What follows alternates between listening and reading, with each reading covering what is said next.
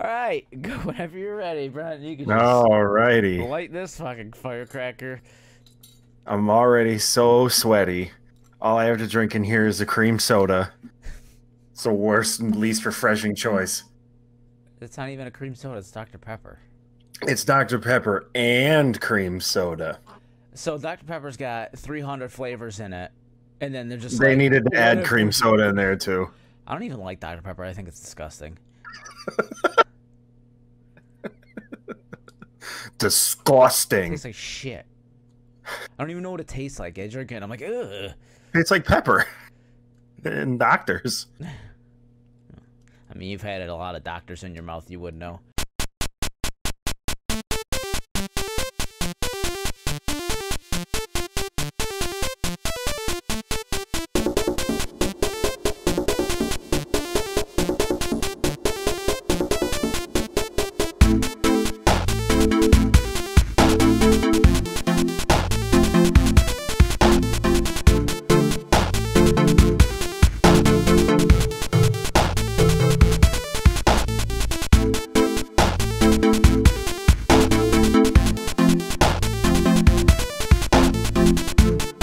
This is the Jacket Off Podcast, episode 60. Hey, Cloverfield, you want to stop shaking your desk over there? Oh, something's happening. It's an earthquake. I wish a fucking earthquake would come and just suck me into a sinkhole. Hey, you got a better chance at a tornado. Just come and take me. Take me now, God. Wouldn't you rather a tornado than having your house fall down? Yeah. I don't know, man. I feel like I go would. up or down because the earthquake's That's gonna the take thing, you Dylan. I down. don't think you'd want to go up. You're afraid of heights. I feel like if a fucking tornado blew through, you wouldn't want to be lifted off the ground. You would just want a sinkhole to just smash you Yeah, into cosmic dust. I don't know. I don't know if it would smash me in a cosmic dust. Though. You've seen a lot of movies where, I mean, you get stuck under a. In a lot of a documentaries, you mean? Yeah, all those documentaries like The Man of Steel, where you And get The Day stuck After under, Tomorrow. you get stuck under a piece of rebar, and then Oh, then fuck, then You're you screwed. starve to death. That's how yeah. you die. You just sit there twisted like a pretzel. Water, and then that's it. The last words. Water. I'll even take a Dr. Pepper cream soda at this point. Yeah, Dr. Pepper cream soda. Hell, I'll even take an RC cola. Well, we're still here. An earthquake hasn't come and crushed us into a million tiny pieces. But it's hot.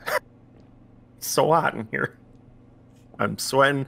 Seeing you drink that delicious water. You can see the Ooh, you can see the little chill mark on it because it's so cold on account of its coldness.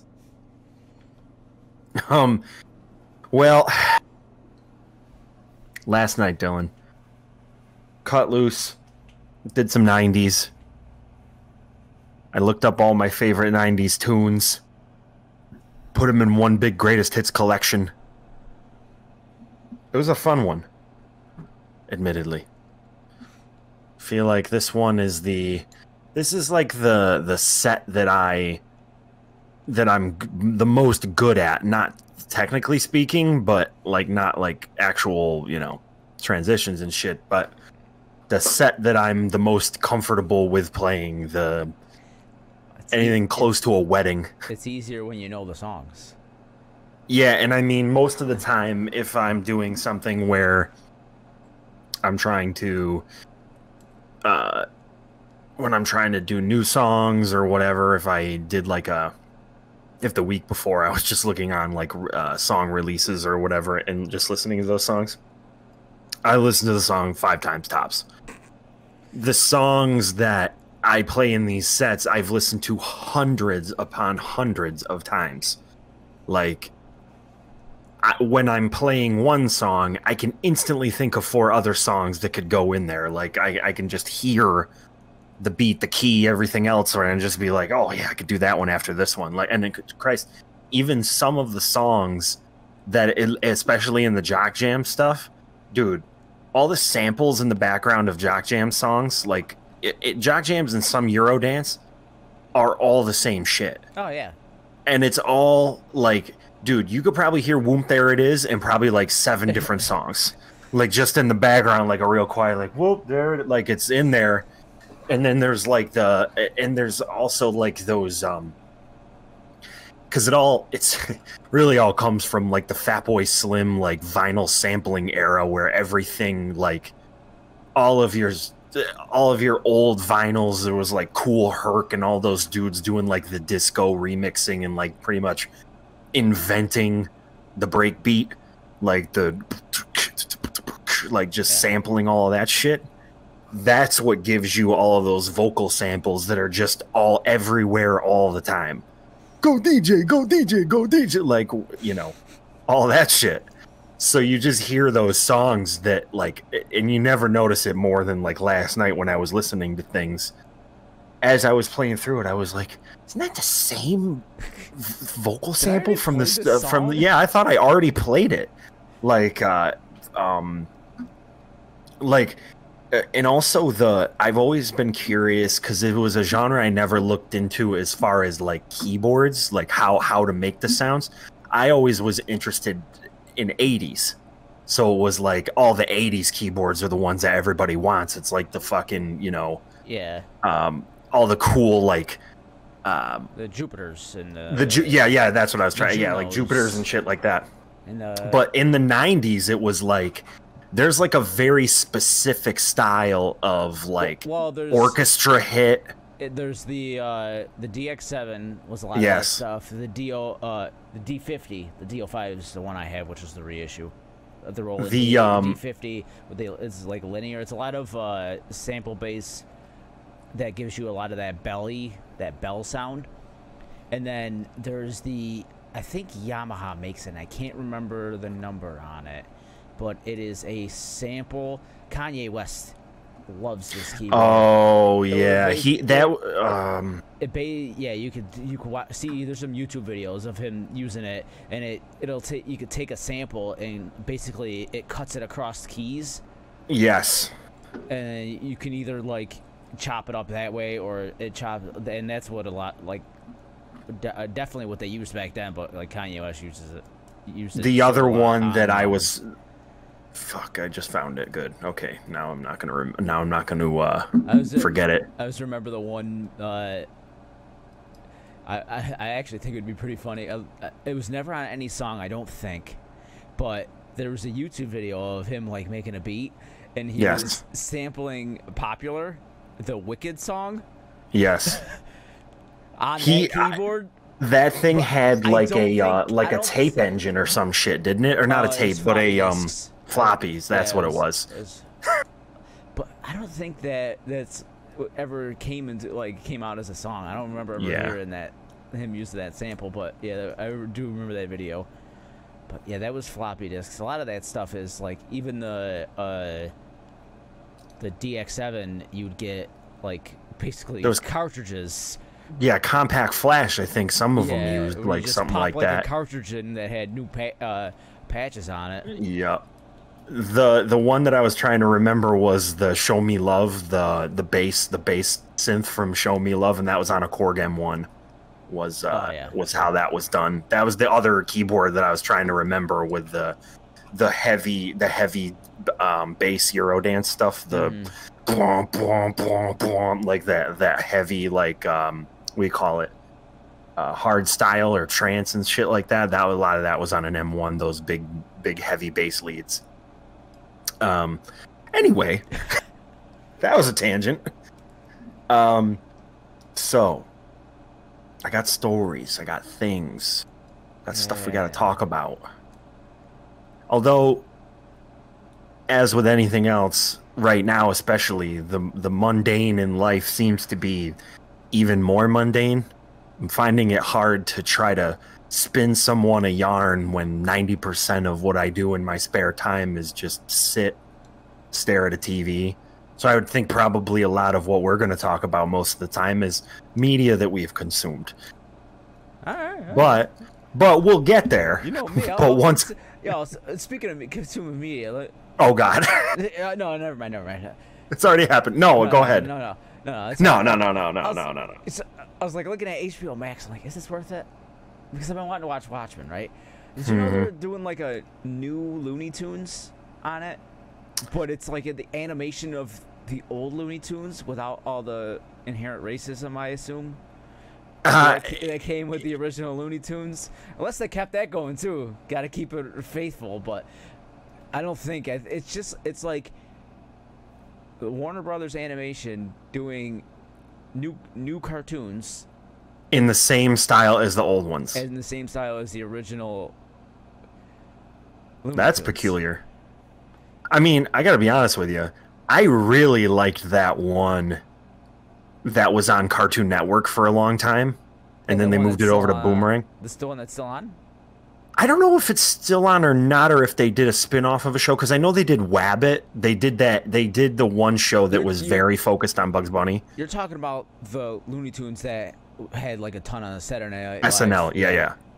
That one, I really think the writing was so fucking amazing on. I mean, really, probably most of that has to do with Bill Hader, because he was a staff writer on South Park, and his writing style of a show, it doesn't matter what type of show he writes it for, it's always going to be funny, because I don't know, there's something so inherently funny about his writing, and that Looney Tunes to me is like the best possible model for what a modern Looney Tunes could be. Like, what would it be now, and like whose voices would it be? And I like a lot of them feel pretty dead on. But is there any sort of preview or something for that, or is there just saying they're gonna do it? I assume there's some sort of, there was like images I saw. I was just looking at Looney Tunes cartoons. Wow, the resolution on this is crazy. Yeah, I mean, it's HD. What the hell are they doing? But I don't know how they're doing this. It looks old, but it's new. It's got that, well, and you know what it is too, is that there are no, I think it's a lot of it is how it's colored and styled and all of that. But the other thing is that the reason why it looks old is because it uses the earliest models of the characters. Yeah. Every Looney Tunes after this has changed the character models. These are literally they're identical to the originals. And you can see it, like, especially in the Wile E. Coyote stuff. That's really crazy. I'm just seeing like the preview of it. Wow, I cannot believe that they're gonna do that. My dad is gonna shit his pants. My dad has, and it comes as no surprise for me to say that my dad loves Looney Tunes. Like, that's his, like, how everybody's gonna have the thing that they like from their past, and here's the weird thing about it. Normally the whole thing is like, with me, it's like the best cartoons were in the 90s, and it's, you know, you look at Rocco and Ren and Stimpy and Our Real Monsters and all that shit. Yeah, I mean, somebody who grew up in the 90s could say that, and that's very easy to say, but the thing is, all of your parents say the best cartoons were in the 70s. Looney Tunes and Merry Melodies and all that shit. Stones, Jetsons. So like it was basically Hanna-Barbera, and that's the two fucking companies. Warner Brothers. And then you have Hasbro trying to sell you a fucking toy around every corner. Anyways, you're saying. Okay. Yeah. I was saying that it feels like everybody has their version of what cartoons were the best at the time that they were out, and my thing was always like, I liked Rocco and all that stuff, and my dad liked Looney Tunes. But the thing is that Looney Tunes is so timeless that I could sit down and laugh hysterically at Looney Tunes. Mm-hmm. Whereas there's probably not, I would say that probably, 50% of the 90s cartoons that I used to watch probably don't hold up. I would say, but I think probably. I think the The ones that did were probably, for me at least, the weirdest ones. I think when it's weird, it holds up a little bit better, and also when it's smart. I think, like, one time just on a whim, I watched Cat Dog. Like, I was just curious about Cat Dog. Like, I remembered it very fondly, but then upon watching it again, it's really not that good of a show. I bet the Angry Beavers is similar then, because it was a very similar style. So I bet if you went back and watched Angry Beavers, I probably wouldn't like it. The thing is that Angry Beavers and whatever the one I just said was Cat Dog. Jesus Christ. Two basic nouns that you beaver, cat, dog. Cat, dog. Angry Beavers and Cat Dog occupy this weird fucking almost acid trippy type of thing that Courage the Cowardly Dog did. Do you remember, like, how, like, if you go back and watch Courage the Cowardly Dog, that show is it's dark in a way that's not very possible now. Yeah, like, I mean, but it's very Lovecraftian almost. It has like that body horror thing going on with like a lot of the monsters and a lot of shit like that. So like they're almost on the edge of Lovecraft. And then you look at like a Cat Dog or an Angry Beavers.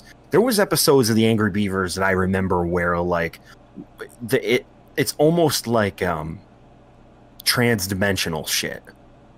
Where, like a regular show, like what happens in like every episode of regular show is that they take a completely normal line of plot with two, you know, idiot 20-something-year-old dudes at a park, and they somehow within the course of that episode convert the storyline immediately to some sort of insane tripping the rift cross-dimensional shit. And there was a lot of that in Angry Beavers. Like, they would have episodes where like something, because they were out in the middle of nowhere. That was the other thing. The concept of the Angry Beavers was they had the big dam out in the middle of the nowhere, and they were just living by themselves. So like a lot of the shit that happened was pretty much like situational stuff. It didn't have anything to do with other characters. It was just things happening to them all the time. So like every episode went off in this crazy ass like thing. Like there was one time where like a vortex like sucked their whole house into the pond that they built in, and like they got into like an underwater world or some shit. It's just a lot of stuff like that. But I feel like the ones that did hold up, like if you look at the Roccos, the Hey Arnolds of the world, the writing is what created those.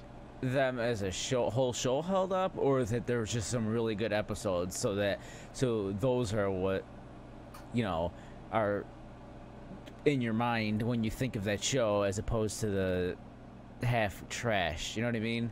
I could tell you this is a good way to illustrate the idea of it, is that if I watched just as much, guaranteed, especially like over the summers when they used to do like the marathons, like they would pick like a show and they would do they would just do it every day during the summer. I would be like at my grandparents' house. I'd be watching fucking SpongeBob all day, the next day Cat Dog all day. So it was in a pretty solid rotation of the shows that we're talking about. And I watched just as much Cat Dog as I did Hey Arnold. I can tell you with the utmost certainty, I remember way more stories from Hey Arnold. I remember way more plot lines. I remember way more characters from that than I would ever know from Cat Dog. I only know 3 characters from Cat Dog, and one of them is 2 characters. Cat, Dog, Winslow. That's it. But with Hey Arnold, it's like... Now that you say that, didn't they have... No, Winslow was the... Who... Didn't he own the Winslow house? had a girlfriend. Had like there was like a pink Winslow that was like a gender flip Winslow that was supposed to be like a girlfriend. She was kind of dressed up as a girl though. No, the girl had like a an obnoxious British accent, or not British. What the hell am I saying? Yeah, like a Fran Drescher Brooklyn type shit. That that was one of the other characters, and then they had Didn't they rent their house from someone? There was a landlord, their landlord was like a I want to say it was maybe like a bulldog or some shit. Yeah, that sounds... Or maybe there was a bulldog. Oh, actually, you know what? Now you're bringing it back to me a little bit. There's a group in Cat Dog that's kind of like a greaser group. Yeah. That's like a bunch of obnoxious little shitheads. Yep. And that was the... I don't remember any of their names. That was their folly of the show. Yeah, they were like the scapegoat, red herring, weirdo type of people. Speaking of red herring, pup named Scooby Doo. Wow. That was my favorite fucking through line joke of that show. Oh, red herring, yeah. Oh, dude. Fred always he's like red herring, and then they subverted it over and over and over, and then they finally gave up. Every episode he pulled the mask off. Every episode, Fred was like he was red herring. That was such a good joke. That was a good show. I feel like yeah, it was short. I think there was only like 2 seasons of it. Yeah, I feel like what's weird about Scooby-Doo now is that now they're doing like that Scoob movie, and I actually noticed I noticed this the other day. I don't know why it flipped a switch in my mind, but I was like, I think I was plowing through like Vudu or Hulu or something, like just looking at like movies and shit. Yeah. And like I was looking at just normal drama movies, and then all of a sudden, like right in the middle of the thing was Scooby-Doo on Zombie Island. And I was like, I think that was the last good animated Scooby-Doo movie. And I was trying to remember. I don't think I ever like watched any of the Scooby-Doo movies. The only other one that I remember being extremely good of that time, or maybe no, that one sucked ass. Did they hang out with Stone Cold and The Rock? They did that one too, yeah. All of that's what they were trying to do with that stuff was go back to the Scooby-Doo movie stuff, which the Scooby-Doo movies were the ones that in the original era of Scooby-Doo, they had the standard episodes that had, you know, just normal, like, standard Scooby-Doo plot to each one of them, and that was the normal one.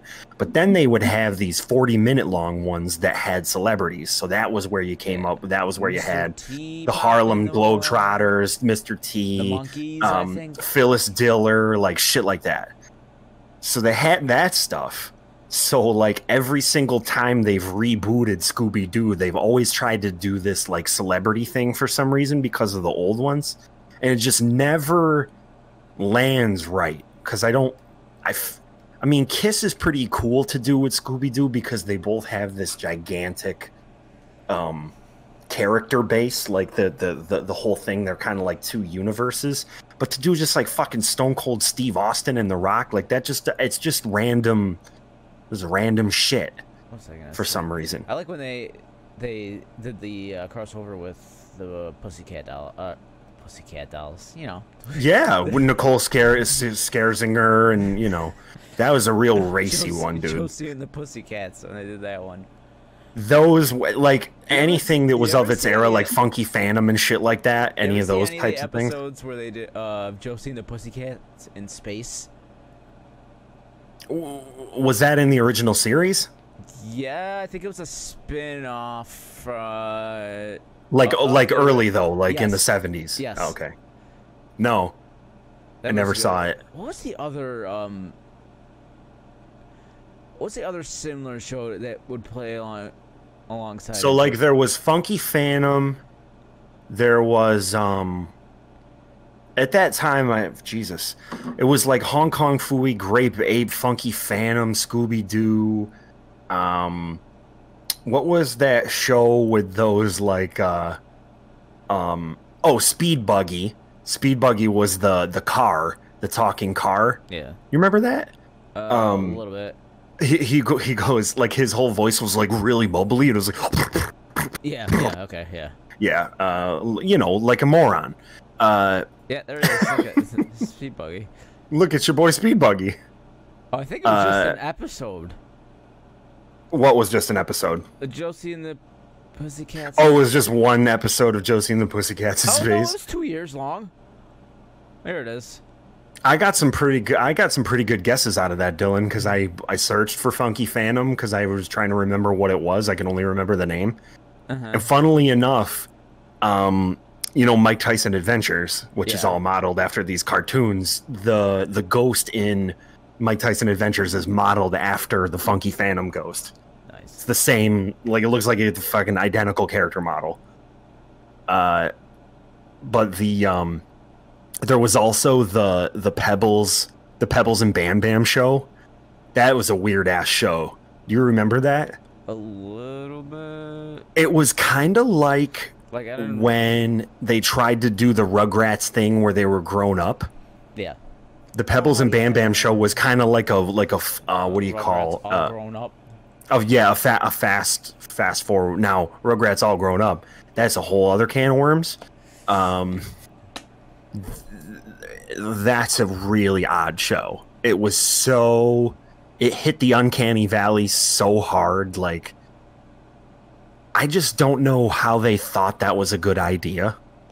Like, they Rugrats had been around for an exceedingly long time for a cartoon that started on Nickelodeon at a time where most of the shows on it were live action shit like Pete and Pete. Like, Nickelodeon didn't even know what the fuck it was doing in 1989. Like, they had no clue. They were like, Danny Tamborelli, maybe. This kid actor, I don't know, try it. Dude Ranch. Yeah, do something. We got to come up with shows for this thing. Come on. And like that was when they were buying like other shows. Like Nickelodeon at the time was like purchasing like off the shelf shit from other Canadian platforms. Shit. So they were doing that, but then Rugrats was the first animated show, at least the first long-running animated show on Nickelodeon, and that was a huge gamble just because they didn't really know, like, they were doing like the Double Dare thing eventually and like all the live action stuff. But the cartoon thing was a big gamble, but I just feel like that All Grown Up thing, wow.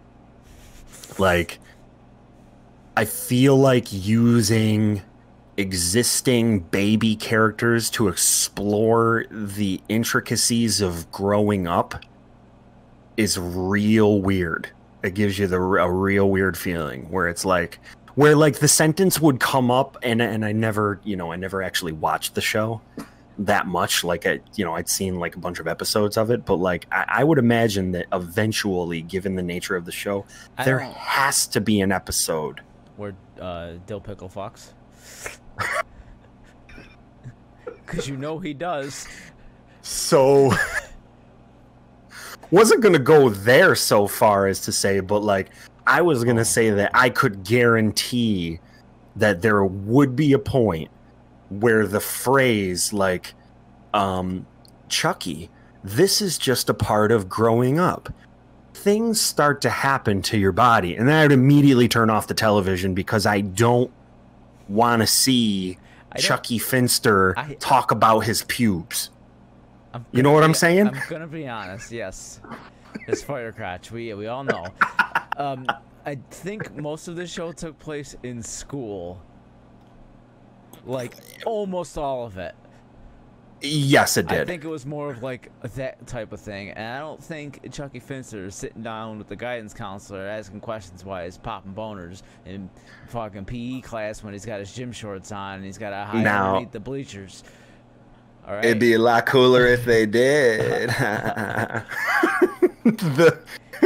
think Lil walks by and he's known her forever and he's thinking maybe one day. But it'll never happen, Chucky. Look at you with your stupid fucking glasses. Yeah. Oh, I was talking about you. I'm not. Look at you. You're never gonna get anywhere. No. Not for you.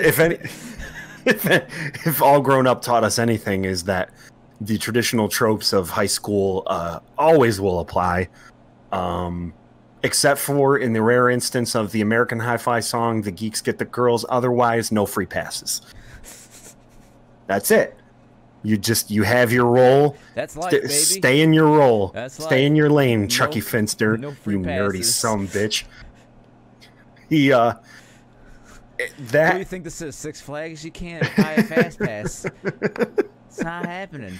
Can't buy a fast pass through life unless you go on quarantine and then every day is 10 seconds and then that's life is a fast pass.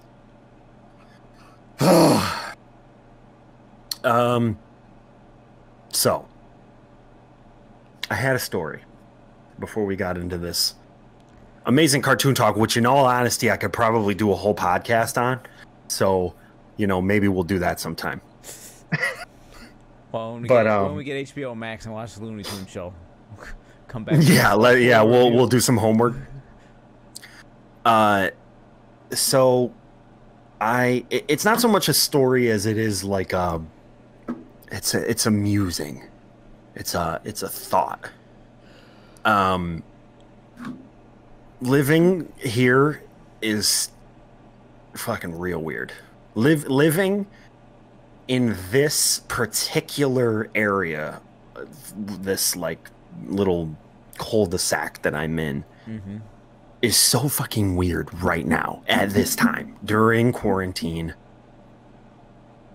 People are like, it's, I mean, obviously I've done to death the thing with my neighbor, the mayor. Like, we've heard the stories, we know exactly what goes on there, and like every day it is the weirdest thing in the world. After all of this has happened, I mean, him and I got in a fucking shouting match. We've, you know, it's just been like a nonstop pissing contest for 2 years of just like us like peering out the fucking peering out the windows at each other like, what is he doing? Yeah, it really is. Dude, do you have any idea how many times Becky and I have gone out, whatever, we'll go grocery shopping or go for a walk somewhere, and I come back and he's on his lawn doing something. It doesn't matter what he's doing. I don't care about what he's doing. Every single time I come up with a different scenario about what he's doing. So it's like we pull around the corner and he's raking up some shit, and it's like all I can think of is just like, it's always the same form of phrase. It's always just like, fucking dick bag, he's just blah blah blah doing something. I mutter that to myself continuously. I have turned into the I've turned into the Dinkelberg thing. He's my Dinkelberg. Like every time I see him, I walk in the house and I say something to Becky every single time. He's out there doing something. It's that form of statement almost every time. Becky, I guess, dude. You know what one I do the most? This is the one I do the most. Because of all of the stuff that's happened in the past with the parking shit. That's the thing that I always fixate on real hard.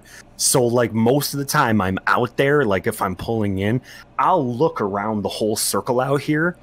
And if I see somebody pulled over on the side of the road, my boilerplate response is always, "Oh, you gonna do something about that, huh? Oh, he's parked at the side of the road. What are you gonna do? Get him. Are you gonna get him? Yeah, sick. Come on, what are you doing?" Every single time, nothing happens. I don't know why. It's so weird. I always think about the people around me. Like, you ever? I've had this thought constantly of, not just in this scenario, but like my entire life, all the time. Am I the asshole? That's like a phrase that has stayed with me throughout my whole life. The self-questioning phrase of, am I the asshole? I mean, sometimes you are the asshole. Yeah, sometimes I am. And actually, you came out and said sometimes that you were going for statistic. Even if I was never going for it, the probability and the statistics on the matter are 50-50. It's either you're a nice guy, you're an asshole. Nobody can be. It's impossible. It is 100% impossible to never be an asshole. You just can't. It's so probability dictates that 9 times out of 10, I probably don't know. I probably flip-flop between the two. I'm like gender fluid. I'm like asshole fluid. That's the wrong way to say that, but I mean, I also drank a coffee earlier. Got some asshole fluid. I might be a little asshole fluid in a couple minutes here, if you know what I'm saying. I feel like I'm in a constant a fluctuating state of being a dick or being nice, and I'm always questioning myself. I have this like innate need to feel like I at least know that people like me, or not even like me, just that that I'm not causing any issues. I don't know why. I never want to be the person who's causing issues. I always go like way further than I need to. A good example of this is like, I always think that since I got into it with this guy across the street, that like everyone had to have heard it, and now they think I'm some sort of fucking like neighborhood vigilante or some shit, and they're never like. So now it's like I go out of my fucking way all the time. Oh, you need like help if I your see, groceries? I can help you with that. Oh, you got locked out of your house. All that, and I just elbow my shit through the window. And it's like I got you in. It's just a little blood. Don't worry about it. I ain't now feeling woozy. Can I get a glass of water before I leave? and the whole time I'm doing it, the whole purpose of it is me looking over at the other and looking over in his yard to be like, did he see that? Did he see me being a good Samaritan? It's like, what the fuck is wrong with my head? What's going on in my brain that requires me to be like, see, it's not you, or it's not me, it's you. See that? She likes me.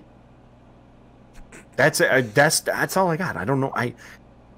My need to like quell this like weird underbelly of like malcontent or but like someone being uncomfortable or something like that is so large that I end up like being weirdly cordial to people all over the place, like around here. I won't say a word to him ever again. Let's just make that clear. Like every time I go home, I got them blinders on. Like when I pull in the driveway, like I'm just like, nope, whoever that is doesn't exist. I never met that guy before. Right into the garage. And like I follow the rules, Dylan. That's ultimately, as you should. The rules. Do you know? Well, the thing is that nobody else around here does. Let's say that the way that this is set up here is not conducive to parking. I've said that before. It's really the biggest point of contention with this whole thing.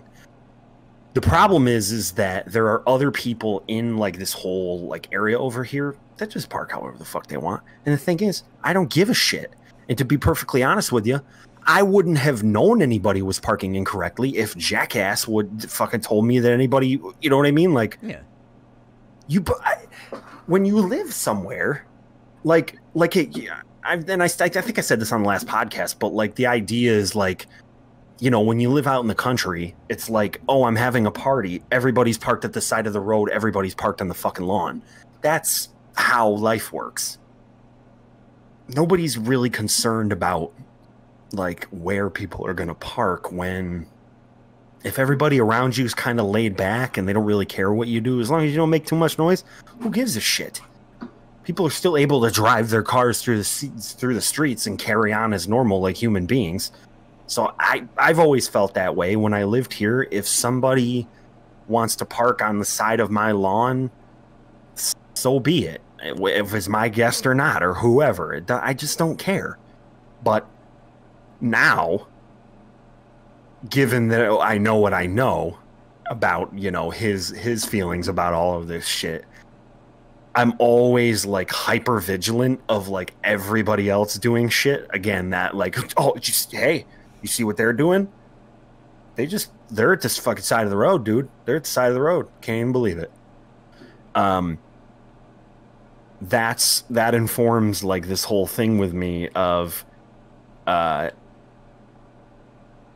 doing everything perfect, because I don't want to give nobody no fucking ammunition. That's my big thing. Like, I don't know why it's like some like civil disobedience types, or civil obedience, I guess in this case, where my biggest like fuck you to the system is basically being like, well, not going to give you any reason to do anything anymore. I'm going to give you no one anything. No inches given. That's it. We're done. Car's going in the fucking garage. The other car's going behind it. Every guest parks in their allotted spot. Every guest. And then I look through my blinds. And you know what it exactly is? I figured it out the other day. It's Squidward. I'm Squidward. And not Squidward like the whole time. It's only in one episode. It is the errands episode of SpongeBob, where Squidward leaves SpongeBob in charge of the Krusty Krab so that he could take a day off because nobody was coming into the restaurant. I'm Squidward in this scenario because of really one phrase that he says in that episode to SpongeBob, where he's like, you better, it's paraphrasing, it's like, you better keep eyes at the back of your head, because when you screw up, I'll be there. Like, that's my whole mentality, where it's like, I'm watching the whole time over there and be like, I cannot wait. Oh, cannot wait until somebody just pulls their car in and like parks in the wrong spot or parks on the side of his lawn. I'm going to jump out my window and land on the ground running to be like, sir, you have to move your car. Like, that's how petty I am. I in my head, I imagine all these stupid fucking scenarios that are never going to happen. They never happen. But here I am in the shower, fucking scrubbing myself, being like, "Damn, fucking asshole." And then next time, I just hear a car drive down the street. I just run out of my shower, bare ass naked, be like, "No, he's parked on the side of the road." You're going to jail, sir. Yeah, whatever. It was worth it. And I mean, I told you about the thing that happened to him. I'm pretty sure it was on the podcast with those hoodlums. The hoodlums that, did I tell you that? I hope I'm not repeating myself on this, because I never wanted to do that on this. No, the only story I remember is with the flowers. That's not what you're talking about, though, right? Oh, no. Oh my God. Maybe I just said it when me and Jess were talking in a Discord one night or something. But just as the official story, we'll put it on record, is that one night, it was around, I think it was like 10:30, 11 o'clock. I was laying in bed reading, and I had the window cracked open, and I heard... Not full.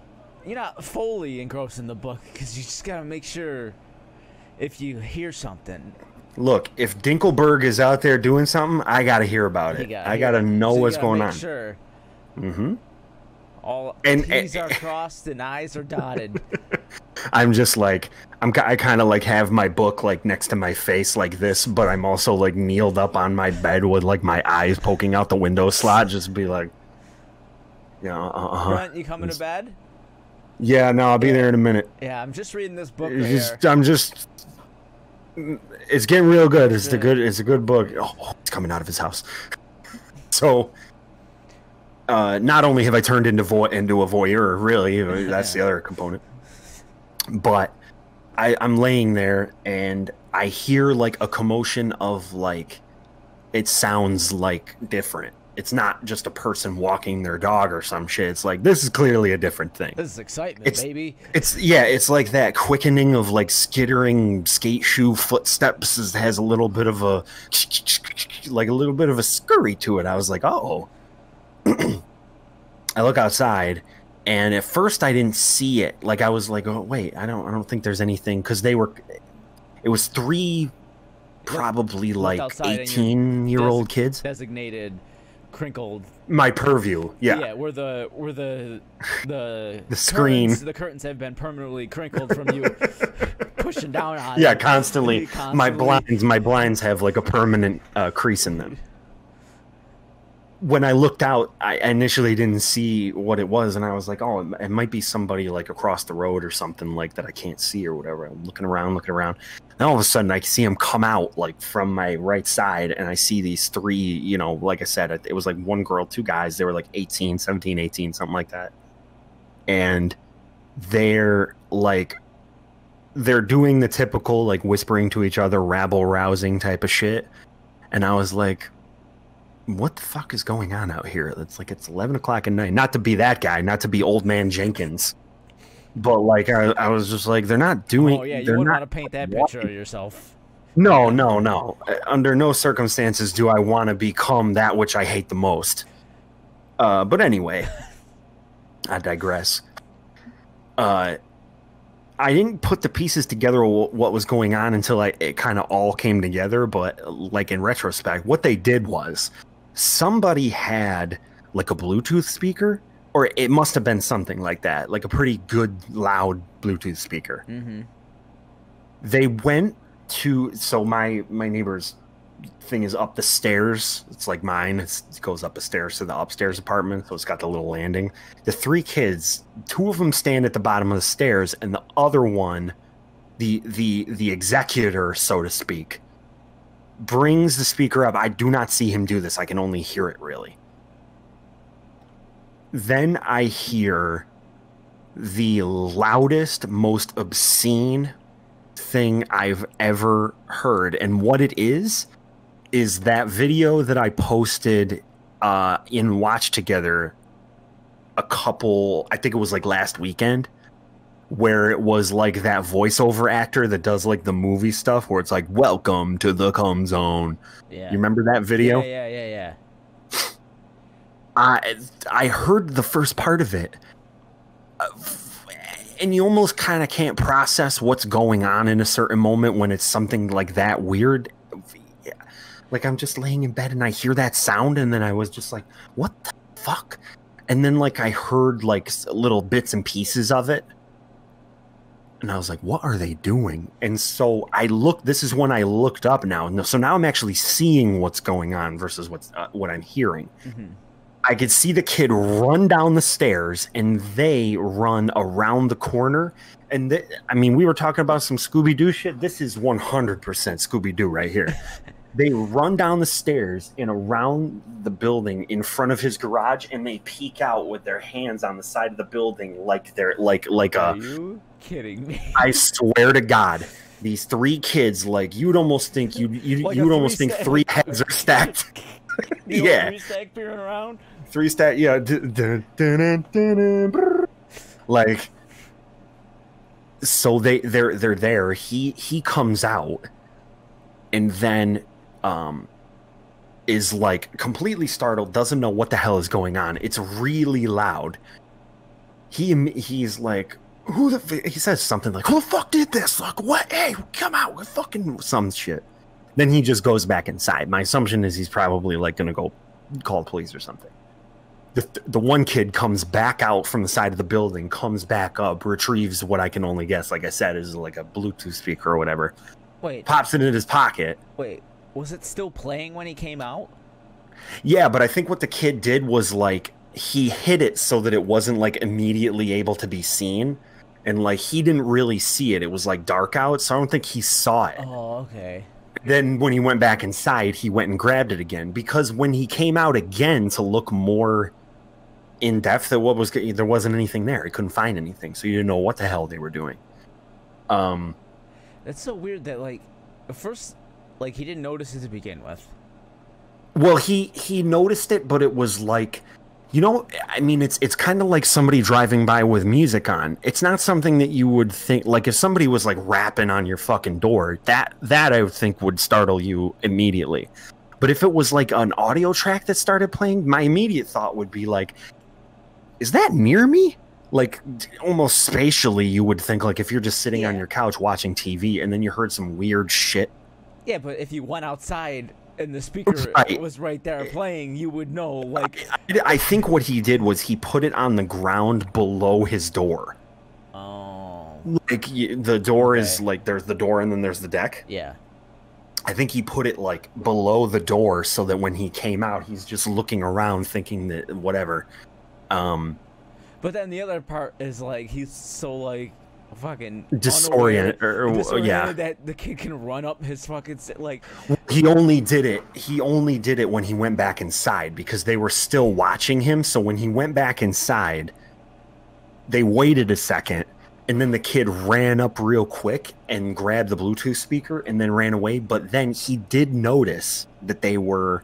Like, he did hear them, but not in time for him to catch them. So they grabbed the speaker, booked it down the stairs, and then they started off down the road, like, the other way. And he comes storming out of his house and, like, goes around the corner. So I'm watching him do this whole thing, and I'm laughing hysterically.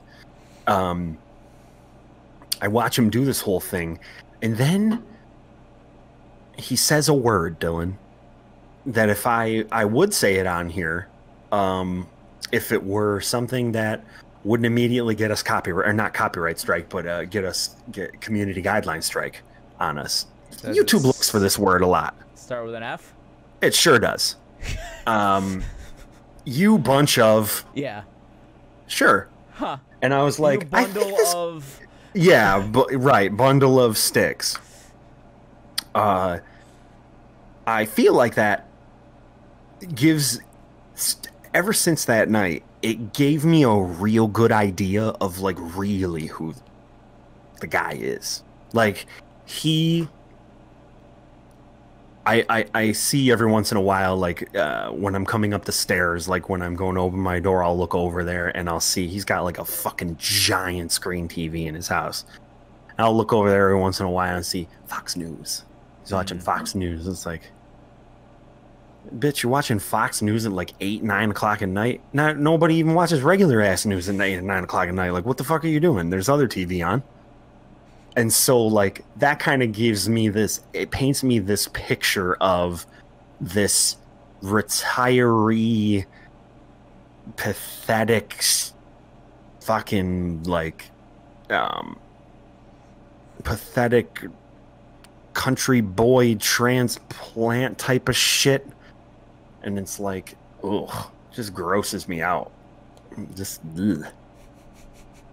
Just running around calling people the damn F word all day, and it's like that it just so freely exited his vernacular, just haha, like it's like I would say the word the, like it's just had no bearing. just it paints a nice picture, you know. Yeah. I'll never forget that day just as much as I'll never forget the lawnmower day or the birthday party. These are all the moments that I cherish really the most are the, like, little moments where I get to see him, like, unravel a little bit. Concerts gone by the wayside. Other life experiences gone. Go out to the bar when I could just sit on my porch with a spiked seltzer and watch him try to replant the plants on the front of my lawn that the guy in the lawnmower has mowed over fucking 100 times. There is nothing more entertaining than that. Nothing that I can think of, really. I mean, if I can't go see Journey, this is my next best option. You're gonna wear your lawn pass and just sit there and sit in your lawn chair. You got your lawn pass around your neck. Mm-hmm. Yep. I got my $15 beer.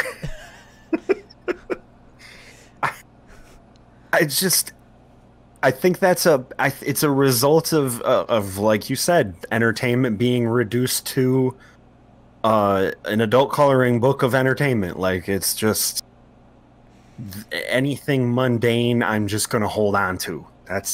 I have to. There's nothing else. Like, what's my other entertainment? Dude, squirrels have never been more entertaining than they are right now. Squirrels, dude. We go walk on the old nature trail, dude, when there's nothing else.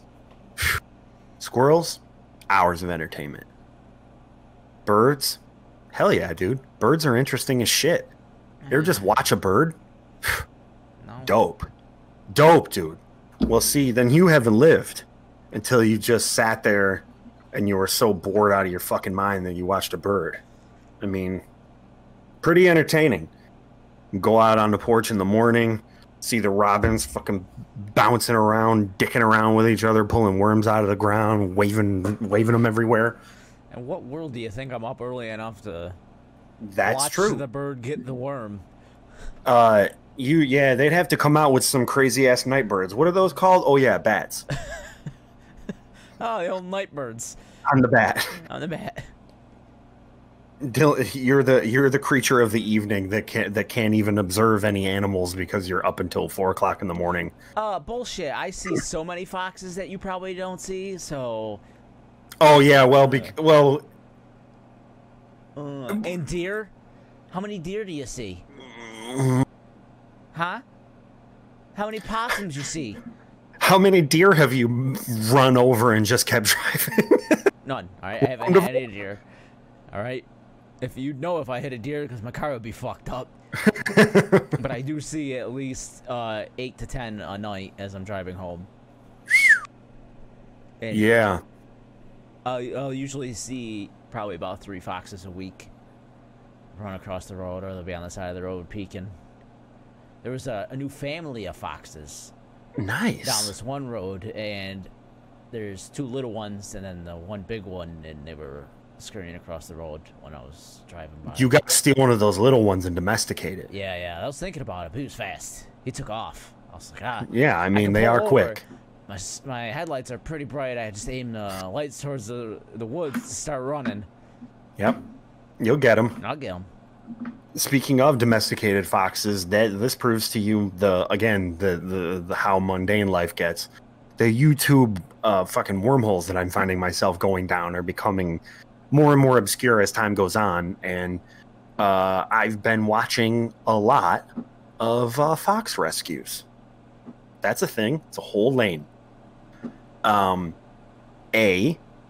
are domesticated foxes.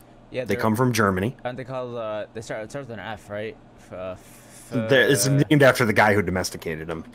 I'm trying to remember. The world's first domesticated foxes. It's not a phoenix. I'm trying to remember. Phoenix fox? Is that a type of fox? So, what were you saying? Oh, like a phoenix fox. Isn't that a type of fox? Oh, you're thinking of a fennec fox. Fennec. Don't they domesticate a fennec fox is just a type. That's not a domesticated fox. Oh, I thought they. The name of the fox, like the bigger. Oh, this is the. What's that one movie called? Spirited Away. The big. That's right. Looks like a little fennec fox. Yeah. Okay. There was a guy named Dmitry Balyev, who was studying genetics in the Soviet Union. It was Russia. I thought it was Germany. Right. I'm sure it was all on the up and up too. These genetic studies. Yeah, it was. He did it. Yeah. Humane. Sure. Yeah. Fine. I mean, it makes cute foxes, so whatever. Who gives a shit? Hey, look at my dog.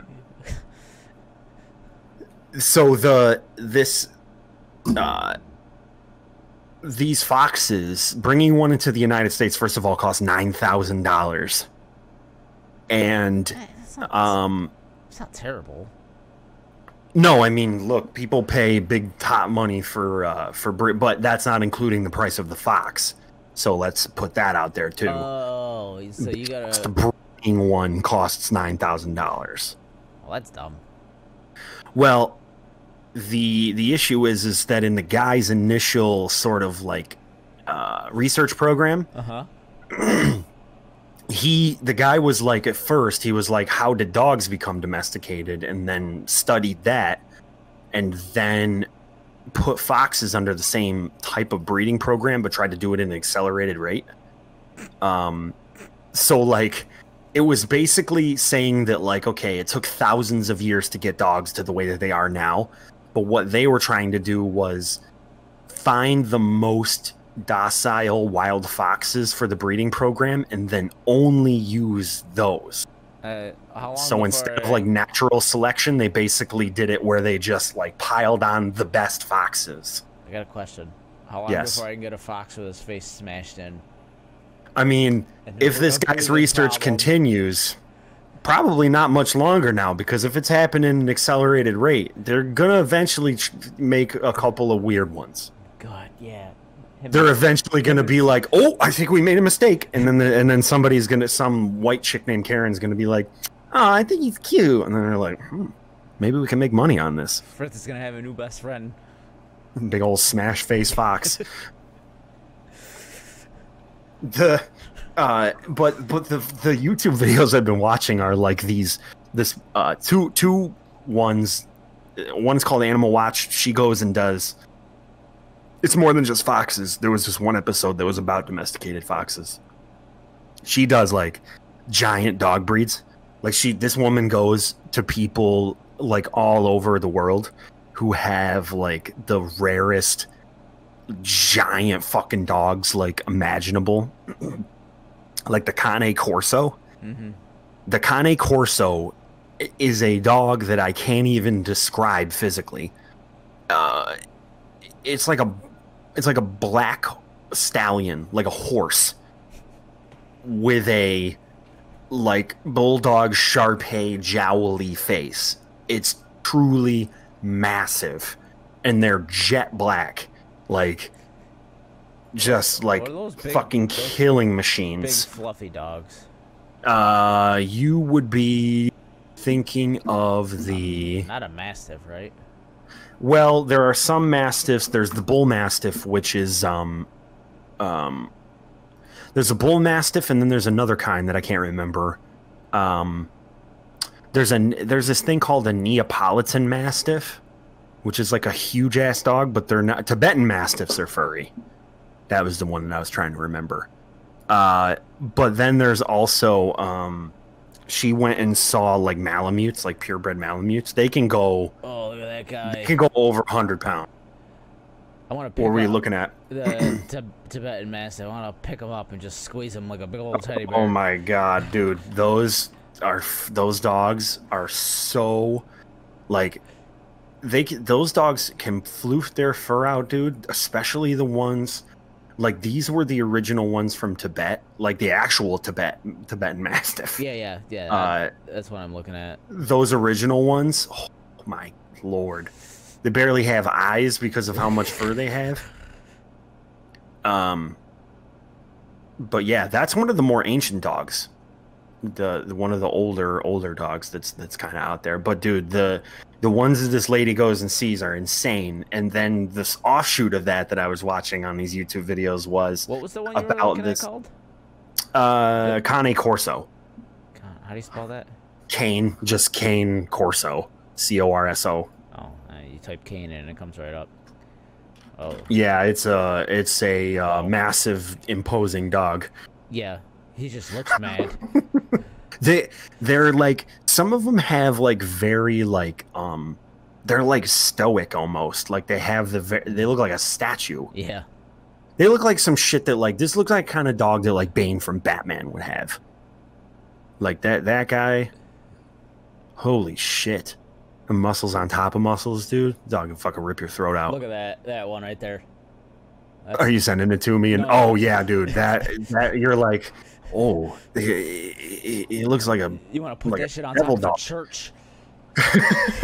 Big old gargoyle looking motherfucker. Yeah, he does. They're just very imposing, and they're also very expensive too. That's the other thing, Dylan. When you start going down the old YouTube rabbit hole with dogs and all of this shit, you end up watching some guy who owns a Cane Corso. Everything they eat, everything they do.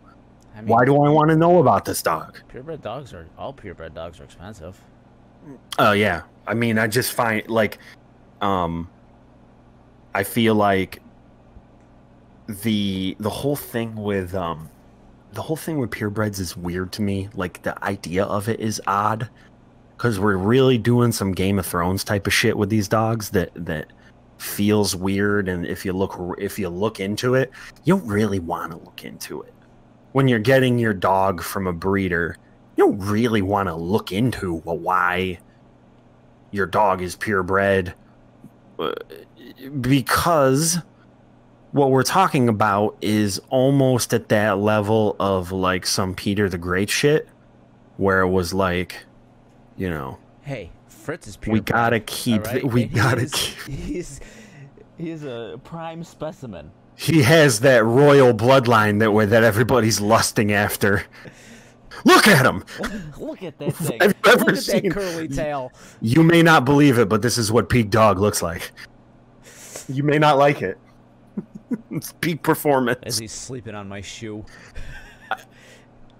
Don't question his methods. Hey. He's a purebred animal. I never slept on a shoe. I don't know. Maybe it's the way to go. He knows more than I do. The concept of the purebred is inherently weird, and it's also inherently flawed. Like the idea that we're going to keep this dog the same way that it is without any genetic interference. And what genetic interference really is just natural mating habits. So they just do unnatural mating habits, which come down to things like insemination. Yeesh. How does a husky palm get made? That's not the right thing. It's not nothing natural about the husky palm. There's nothing natural. Yeah. Kill me. I don't. Why am I like this? Why do I exist? Like, that's the idea that I get sometimes when I'm seeing these weird ass dogs where it's like, we see a husky or a Malamute or whatever. That's a dog. It's a dog. It's this size, and that's the size that most of them are. And then you see a Pomeranian, and you're like, wonder if I just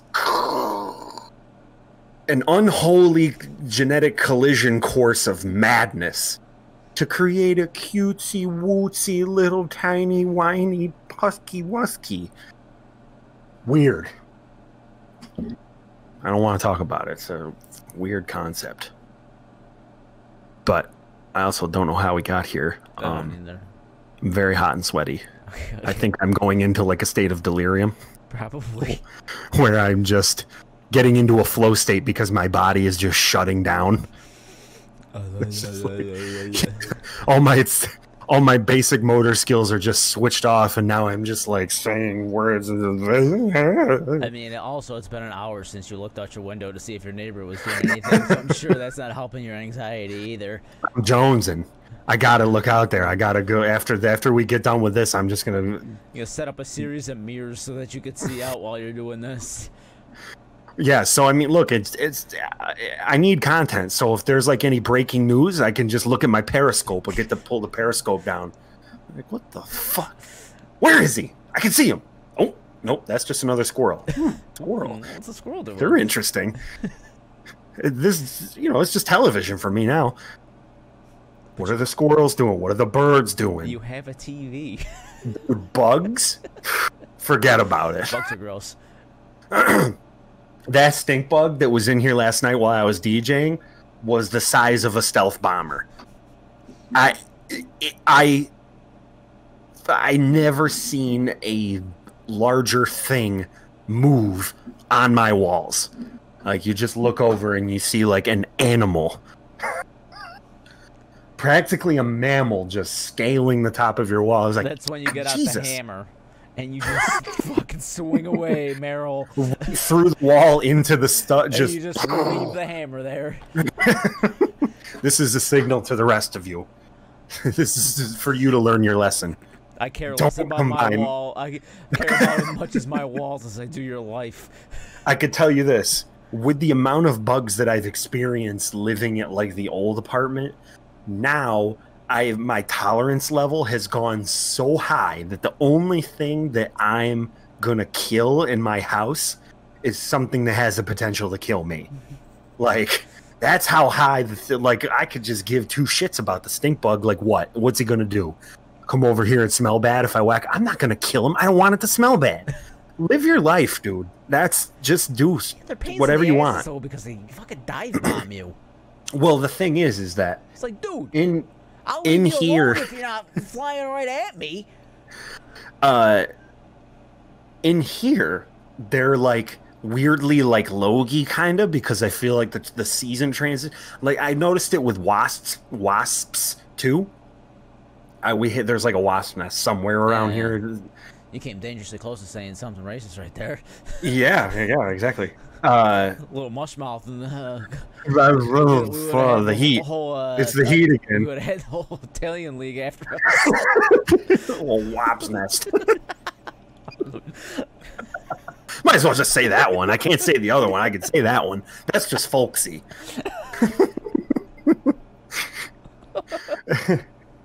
Instead of buzzing, is just when you walk by and they're like, "Hey, Copernicus!" Get out of here! Hey, get the fuck out of here! I'm trying to fucking make honey over here.